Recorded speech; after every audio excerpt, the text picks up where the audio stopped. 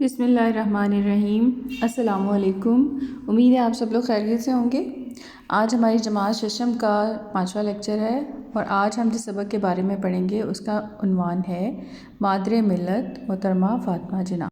محترمہ فاطمہ جناح کے بارے میں تو آپ سب کو پتہ ہی ہے نا کہ کون تھی وہ قائد اعظم کی بہن تھیں، چھوٹی بہن تھیں، اور قائد اعظم کی انہوں نے پاکستان کی تحریک پاکستان میں انہوں نے بہت زیادہ مدد کی تھی، ٹھیک ہے۔ وہ شانہ بشانہ اپنے بھائی کے ساتھ اس سارے کام میں شریک رہی تھی، ٹھیک ہے۔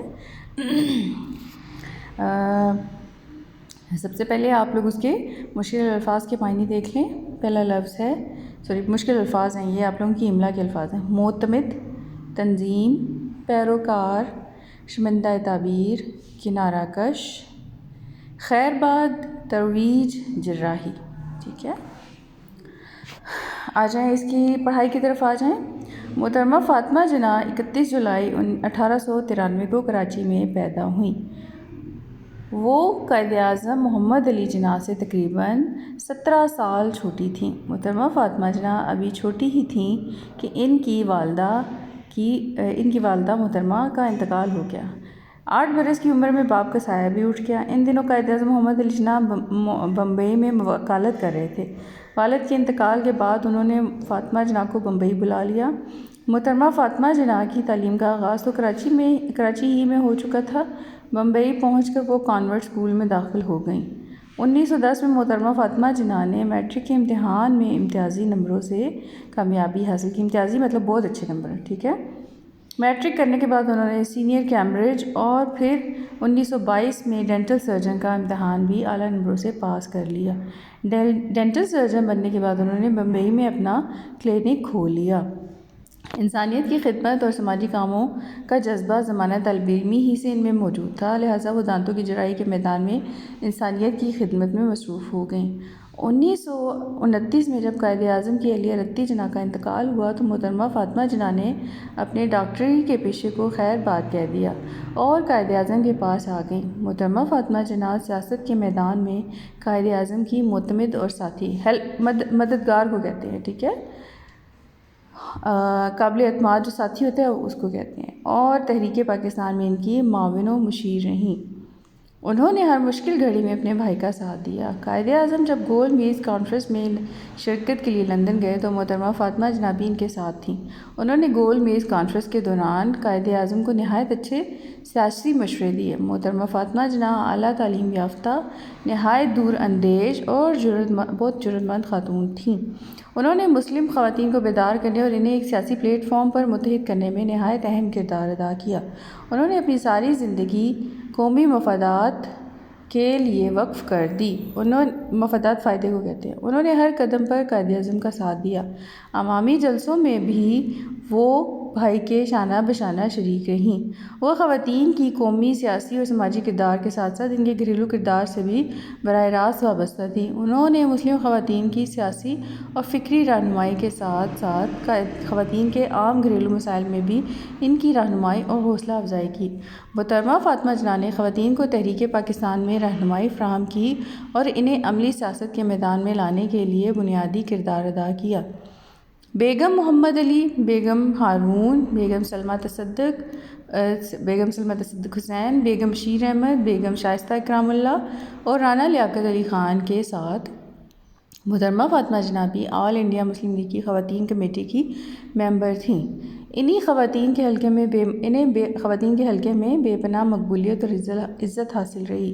وہ خواتین کو عملی سیاست میں آنے کے لیے آمادہ کرتیں اور انہیں قومی میدان میں ہر قسم کی قربانی دینے کی ترغیب دیتی تھیں، یعنی راغب کرتی تھیں۔ قائد اعظم نے تحریک پاکستان کے دوران میں خواتین کے حوالے سے تمام امور کی نگرانی کا فریضہ محترمہ فاطمہ جناح کو سونپ رکھا تھا۔ کوئٹہ کے مقام پر خواتین سے خطاب کرتے ہوئے محترمہ فاطمہ جناح نے فرمایا، اب تک ہم مسلمان خواتین نے اپنی قوم کی کوئی خاص مدد نہیں کی، حالانکہ اگر ہم لوگ بھی چاہتے تو بہت کچھ کام کا حصہ بٹا سکتے تھے۔ اس وقت ہماری ضرورتیں 4 ہیں، یعنی اقتصادی، معاشرتی، تعلیمی اور سیاسی۔ ہم کو چاہیے کہ ہم میں سے ہر ایک جس سے جتنا ہو سکے اپنی قوت اور اپنی حیثیت کے مطابق اپنے خاندان اور ہمسائے اپنے دوستوں اور عزیزوں میں عملی قوت کی روح پھونک کر اس میں قومیت کا جذبہ پیدا کرے۔ اس طرح ہم اپنی قوم کی مدد کر سکتے ہیں۔ قیام پاکستان کے بعد بھی ان کی قومی خدمات کا سلسلہ جاری رہا۔ انہوں نے بیماری کے دوران میں قائد-اعظم کی بے پناہ خدمت کی۔ وہ ہمہ وقت یعنی ہمیشہ ہر وقت ان کے ساتھ رہیں۔ سرکاری کاموں میں بھی ان کا ہاتھ بٹاتی رہیں۔ تعلیم نسواں، خواتین کی تعلیم کو تعلیم نسواں کہا جاتا ہے، ٹھیک ہے، نسواں خواتین کو کہا جاتا ہے۔ تعلیم نسواں کے لیے محترمہ فاطمہ جناح کی خدمات سے انکار ممکن نہیں۔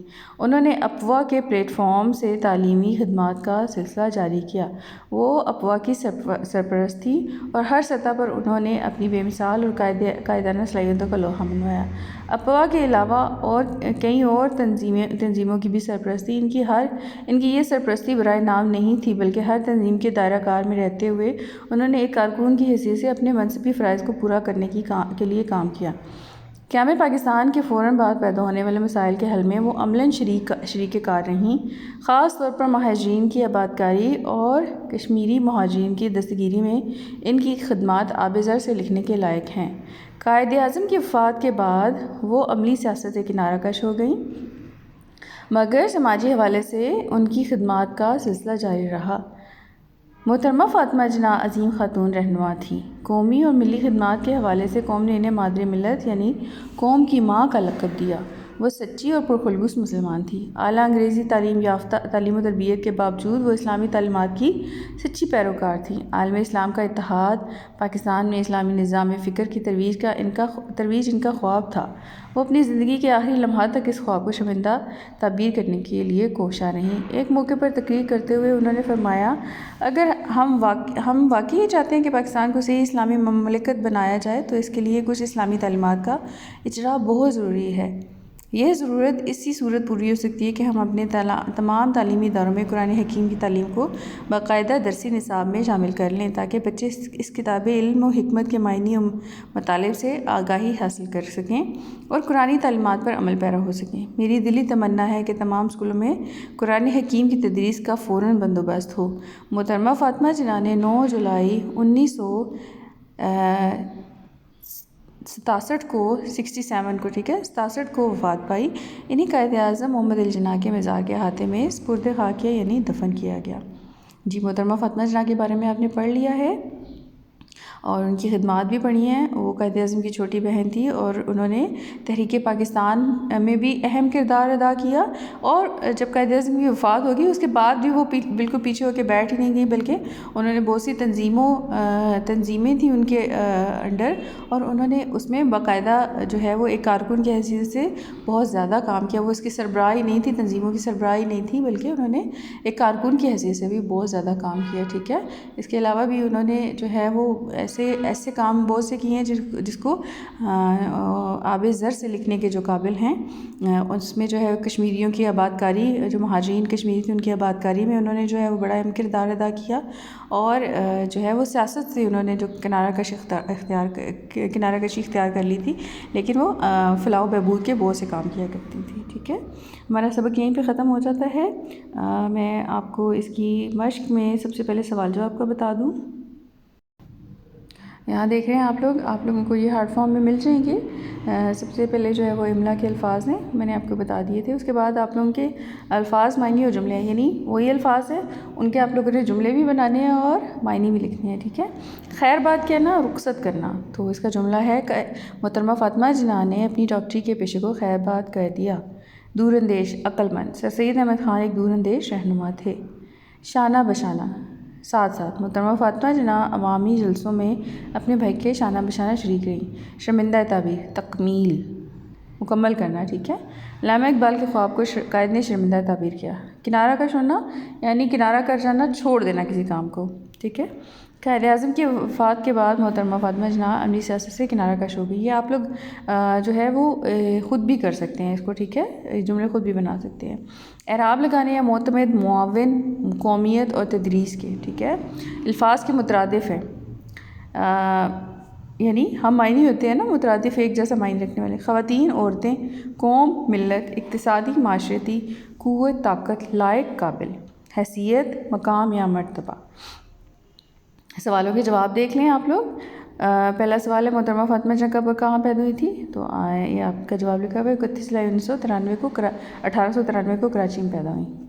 محترمہ فاطمہ جناح کس مقصد کے تحت قائد اعظم کے ساتھ لندن گئیں؟ وہ گول میز کانفرنس کے لیے گئی تھی، ٹھیک ہے۔